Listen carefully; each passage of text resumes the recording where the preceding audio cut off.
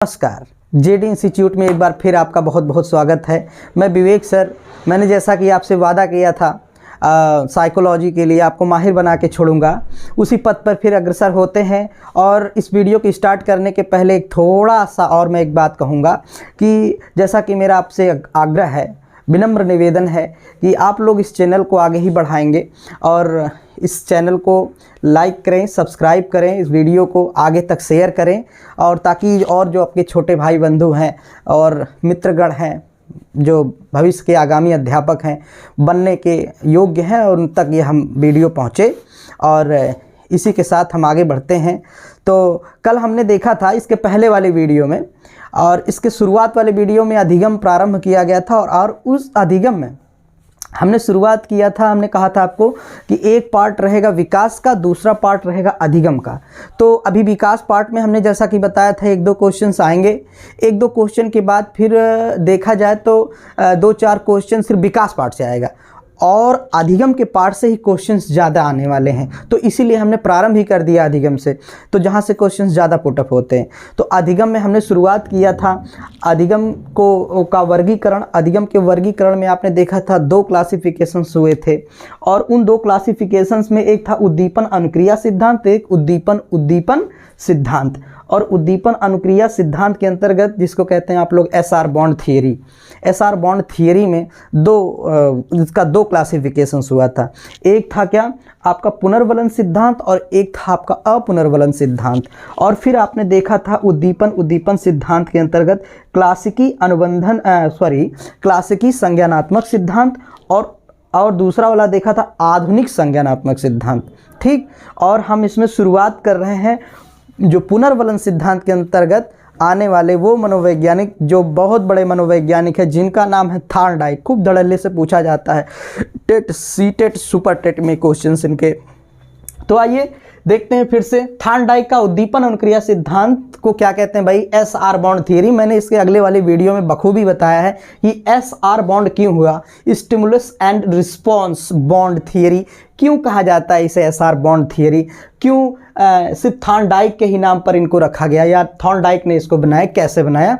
आइए इसी के बारे में चर्चा करते हैं, डिस्कस करते हैं। देखिए, जब थॉर्नडाइक ने उद्दीपन अनुक्रिया सिद्धांत का प्रतिपादन किया, जैसा कि आप जानते हो उद्दीपन अनुक्रिया सिद्धांत में दो वर्गीकरण है ना, इस चीज़ को आप लोग ध्यान से देखते रहिएगा। तो उद्दीपन अनुक्रिया सिद्धांत के अंतर्गत इसके प्रतिपादक कौन है, एडवर्ड एल थॉर्नडाइक।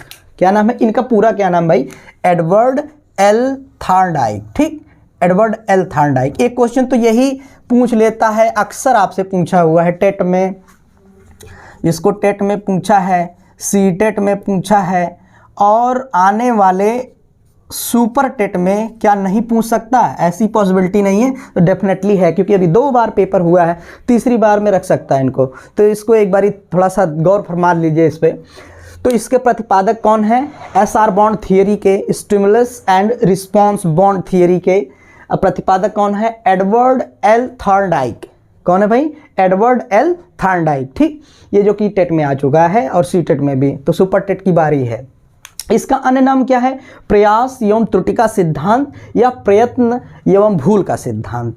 भाई प्रयास को प्रयत्न कह लो और त्रुटि को भूल कह लो, बात एक ही है। तो उसी का अलग अलग नाम देकर के लोगों ने किताबों को मोटा चौड़ा बना दिया है, इससे कोई प्रभाव नहीं है। लेकिन देखा जाए प्रयास एवं भूल का सिद्धांत, या प्रयत्न एवं त्रुटि का सिद्धांत, या प्रयत्न एवं भूल का सिद्धांत, इसमें कोई दिक्कत नहीं। या कभी कभी क्वेश्चन ये रख दे प्रयत्न एवं त्रुटि का सिद्धांत, या लिख दे प्रयास एवं भूल का सिद्धांत, तो कोई फर्क नहीं पड़ता, थॉर्नडाइक ही है, क्योंकि प्रयास का मतलब प्रयत्न और त्रुटि का मतलब भूल से है। ओके, तो आगे चलते हैं। तो इसके अन्य नाम, ये प्रयास एवं त्रुटि का, जैसे किताबों में एक डायरेक्टली लिखा, लेकिन मैंने एक अलग हेडिंग देके आपको बताने की कोशिश की है कि इसका अन्य नाम है। पूछ लेता कभी कभी थॉर्नडाइक के उद्दीपन अनुक्रिया सिद्धांत का अन्य नाम, या कहता है stimulus and response bond theory का अन्य नाम, तो उसका अन्य नाम साफ साफ प्रयास एवं भूल का सिद्धांत। ठीक, जैसा कि हमने अगले वीडियो में इसके बारे में बहुत बढ़िया से चर्चा किया था, आप लोग उस वीडियो को देखे भी हो। तो आगे चलते हैं। तो प्रयास एवं त्रुटि का सिद्धांत क्यों रखा गया इसका नाम, या थॉर्नडाइक ने एसआर बॉन्ड थियरी क्यों दी, किस पर रिसर्च किया और एसआर बॉन्ड नाम क्यों दिया, इस चीज़ को जानिए। बात होती है अधिगम से। मैंने कहा अधिगम और विकास ये दो पार्ट में बटा हुआ है। तो अधिगम में कैसे बच्चा अधिगम करे, इस पर रिसर्च, कोई एक व्यक्ति है वो अधिगम कैसे कर सकता है, अधिगम मतलब सीखना, लर्निंग, तो लर्निंग का कॉन्सेप्ट कैसे क्लियर कर सकता है, या एक बच्चा या एक व्यक्ति अधिगम को कैसे सीखता है, किस प्रकार से गलतियां कर करके सीखता है, उसी पर उसी को सिद्ध करने के लिए, और कि व्यक्ति जो है गलतियों से सीखता है, गलतियां कर करके सीखता है और उस पर अपने आए अनुभव के आधार पर अधिगम को पूर्ण करता है, ऐसा थॉर्नडाइक ने कहा। तो थॉर्नडाइक के इस कहने का तात्पर्य से निकला प्रयत्न एवं भूल का सिद्धांत या प्रयास एवं त्रुटि का सिद्धांत। इसके अन्य नाम में आते हैं। ठीक भैया, आगे चलते हैं। थॉर्नडाइक के शब्दों में, थॉर्नडाइक ने जब यह सिद्धांत दिया तो उसी के अंतर्गत इनकी कुछ लाइनें हैं, जो ये पंक्तियां इतनी इंपॉर्टेंट पंक्तियां हैं मित्रों कि ये एग्ज़ाम में पूछे ही जाने वाले हैं। ठीक है, क्योंकि ये एक मानक है, जान लीजिए। इन्होंने शुरुआत में ही बात बोला था।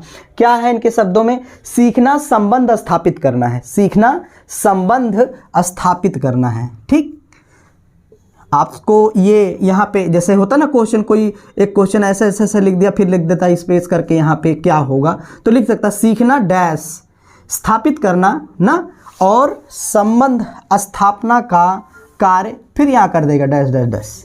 ठीक है, अब आगे चलते हैं। तो संबंध स्थापना का कार्य, रोक दीजिए एक मिनट। ठीक है, तो मित्रों थॉर्नडाइक के शब्दों में अगर बात कही जाए तो थॉर्नडाइक ने कहा सीखना संबंध स्थापित करना है, सीखना संबंध स्थापित करना है, और संबंध स्थापना का कार्य मस्तिष्क का है।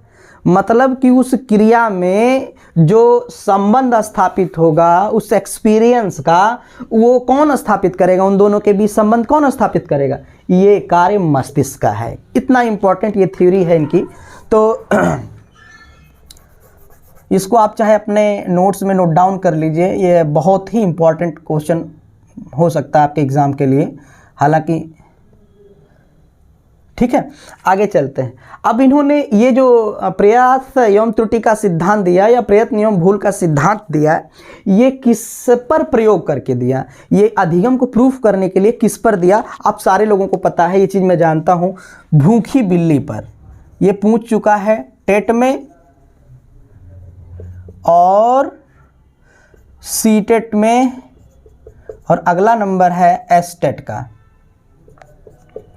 ठीक भैया, तो इस चीज़ को आप ध्यान रखे रहिएगा।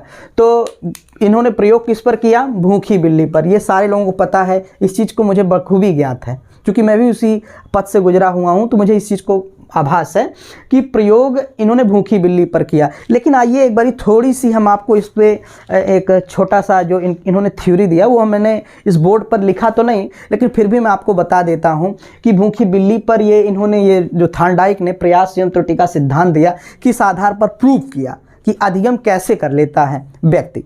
तो उन्होंने एक बिल्ली लिया और एक जार रखा, बड़ा सा एक डब्बा था जो ट्रांसपेरेंट था, कि अंदर से बाहर देखा जा सके और बाहर से अंदर देखा जा सके। एक डब्बे में क्या किया उन्होंने, बिल्ली को रख दिया, और बिल्ली को रखने के तत्पश्चात उन्होंने क्या किया, बॉक्स में, बॉक्स को क्या किया इन्होंने, बंद कर दिया बॉक्स में, और उसमें एक लगा दिया दरवाज़ा, और उस दरवाजे जो खिड़की नुमा थी जिससे वह बिल्ली बाहर आ सकते थे, और उस बॉक्स में ढेर सारे बटन लगा दिए। बटन क्या, जैसे कि सिटकिनी टाइप का, आप अपने घर में दरवाजों पर खिड़कियों में क्या सिटकिनी लगी होती ना, कि एक बटन दबाओ तो टाइप का सिटकिनी खुल जाए, अपना तो खींचना पड़ता है। वो सिटकिनी या देखा जाए उसमें जो लगा हुआ था वो इस तरीके का था कि उसके पंजे दबे और वो खुल जाए, है ना। इस आधार पर सारे बटन लगे हुए थे। तो उसमें कुछ ऐसे ही बेकाम के भी बटन थे, तो बिल्ली को उसमें रख दिया गया। तो उसने क्या किया, ऐसे उसमें टहलती रही, और बाहर, जार के बाहर, ट्रांसपेरेंट तो था ही, जार के बाहर एक मछली का गोश्त टुकड़ा बाहर रख दिया। तो बिल्ली को, भाई बिल्ली मांस खाती है, तो उसको देख के उसके मन में तो उसके प्रति जानते ही हो भूखी बिल्ली लिखा है ना, इसीलिए ये चीज़ आपने देखा भूखी बिल्ली पर, एक तो वो भूखी थी, दूसरी बिल्ली। कभी कभी एक क्वेश्चन लिखता है, थॉर्नडाइक ने अपना प्रयोग किया तो लिखता बिल्ली पर, कुत्ते पर। याद रखिए जिस दिन इसको टफ बनाएगा, जिस दिन इस क्वेश्चन को टफ बनाएगा उस दिन लिखेगा बिल्ली पर, भूखी बिल्ली पर। तो याद रखना मित्रों, भूखी बिल्ली पर होगा, है ना। तो किस पर होगा? भूखी बिल्ली पर होगा, तो बिल्ली पर नहीं होगा। ठीक है, आगे देखते हैं। तो इन्होंने जो है भूखी बिल्ली पर रिसर्च किया। आप याद रखिएगा एक इस क्वेश्चन को, ये आपसे पूछ सकता है, बिल्ली पर नहीं दिया, भूखी बिल्ली पर दिया है। ठीक, आगे चलते हैं। भूखी बिल्ली के बाद इन्होंने फिर निष्कर्ष निकाला। भूखी बिल्ली पर क्या किया, जैसा मैं आपको बता रहा था कि उस जार के अंदर बिल्ली को रख दिया गया और क्या ट्रांसपेरेंट था, बाहर से भी अंदर देखा जा सके, अंदर से भी बाहर देखा जा सके। तो बिल्ली क्या करती है, अंदर से बाहर देखती है और मांस का, वो मछली के मांस का टुकड़ा जो है उसके सामने था, तो वो उससे क्या करती है, उसे खाने की इच्छा तो जगी क्योंकि भूखी है वो। अब भूखी बिल्ली उसको देखकर उसको पाने की इच्छा रखेगी, चाह रखेगी, तो इस कंडीशन में वो बाहर निकलना चाहेगी जार से। अब उस जार से बाहर निकलने के लिए वो अपना पूरा प्रयास करती है। उससे निकलने के लिए वो उसके मतलब कि देखा जाए आकस्मिक ही उसके पैर अलग अलग बटन पे वो मारती है अपना पैर, और जब उस वाले बटन पे जिससे वो दरवाज़ा खुलता है, आकस्मिक ही उसका पैर पड़ता है और दरवाज़ा खुल जाता है और फिर वह मांस के टुकड़े को खा लेती है, अपना भूख मिटा लेती है। अंततः वह मांस के टुकड़े तक पहुंची और उसने अपना भूख मिटा लिया। दोबारा फिर थॉर्नडाइक ने देखा, फिर थॉर्नडाइक ने उसको एक जार लिया, फिर उस जार में भर के फिर उस जार को बंद कर दिया। और दोबारा कई बार ऐसा करने पे देखा गया कि जो त्रुटियां करने वाली प्रोसेस थी, बिल्ली ने जो अलग अलग बटन पे पैर मारने की जो उसकी क्रिया थी वो कम हो गई। वो जो क्रिया उसके अलग अलग बटन पर मारने की क्रिया थी वो कम होकर के सटीक उसी बटन पर ही उसका पैर मारा जाना, या उसके हाथ या उसके जो पैर जो है उस पर ही प्रेस करने लगी। अंततः लास्ट में देखा गया कि बिल्ली को फिर बंद किया गया, तो वह इस चीज़ को सीख चुकी थी कि किस बटन से वह दरवाज़ा खुलेगा और मैं जाके मांस का टुकड़ा खा लूँगी। तो ये बिल्ली द्वारा मतलब कि थॉर्नडाइक ने इस पर रिसर्च किया था और अंततः अधिगम पूर्ण हुआ उसका। इसी प्रकार से व्यक्ति विशेष की भी बात की जाए, व्यक्ति भी इसी प्रकार से अधिगम करता है। और आगे इन्होंने बताया कि जब बिल्ली भूखी बिल्ली इस पर सीखी तो क्या क्या किया बिल्ली ने। देखिए, एक तो बार बार गलती कर रही थी, भूल कर रही थी, जिसको कहते हैं त्रुटि या भूल। और फिर एक चीज़ क्या किया उसने, प्रयास किया ना, प्रयास किया। भाई जार में क्या किया बिल्ली ने, प्रयास करती रही, प्रयास करती रही, और क्या करती रही, त्रुटि करती रही, भूल करती रही। प्रयास किया और त्रुटि किया, भूल करती रही, और अंततः इसी के माध्यम से उसने सीख लिया दरवाजे को खोलना और मांस के टुकड़े को वहाँ पहुँच के अपनी भूख को मिटाना।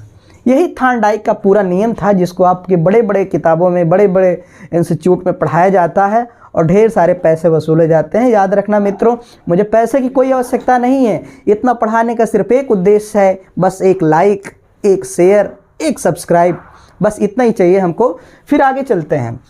प्रयास, भूखी बिल्ली की बात हो गई, निष्कर्ष की बात करते हैं। किसकी?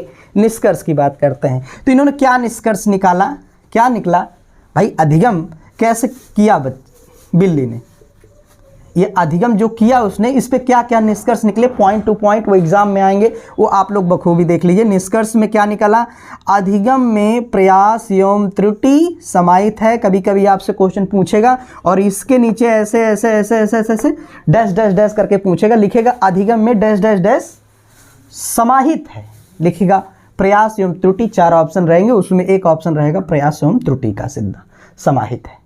ठीक है भैया, आगे चलते हैं। दूसरा पॉइंट है कि अधिगम संबंधों या बंधनों के बनने का परिणाम है। संबंधों या बंधनों के बनने का परिणाम है। देखिए, एक दूसरा ये पूछ सकता है। तीसरा है सूझयुक्त ना होकर के उत्तरोत्तर होता है, या सूझयुक्त ना होकर के कैसा होता है, उत्तरोत्तर होता है। वो प्रयास करके उत्तरोत्तर अपने बाद के कर्मों से वह अधिगम सीख गई और उसमें कोई सूझ नहीं था, आकस्मिक ही उसका पैर उस बटन पे पड़ा, उसमें कोई उसने अपने मानसिक क्रिया विशेष, उसका दिमाग नहीं काम किया, आकस्मिक काम हुआ, उसका मस्तिष्क फिर दोबारा जब गई, एक्सपीरियंस हुआ तो उस पर काम करना प्रारंभ कर दिया। नेक्स्ट है अधिगम संज्ञान पर ना होकर के प्रत्यक्ष होता है। ये भैया बहुत इंपॉर्टेंट क्वेश्चन है अपने टेट के लिए, इंपॉर्टेंट मान लीजिए टेट सुपर टेट के लिए। ये क्या पूछेगा, अधिगम संज्ञान पर ना होकर के बल्कि किस पे होता है, प्रत्यक्ष। किस पे होता है, प्रत्यक्ष। जैसा देखेगी वैसा ही क्रिया करेगी। ठीक है, तो इतना आपने थार्नडाइक का देखा। थार्नडाइक के लगभग इसी में पूरा का पूरा समाहित था। अब इससे ऊपर थार्नडाइक का नहीं पूछता। ठीक है, बस इतने के बाद हम लोग आपसे विदा लेंगे। फिर अगली आपको वीडियो मिलेगा आपको। तो इस चैनल को लाइक करें, सब्सक्राइब करें। मैं विवेक सर आपका इस चैनल में फिर से स्वागत करूंगा अगले पार्ट के लिए। तब तक इंतज़ार करें। धन्यवाद।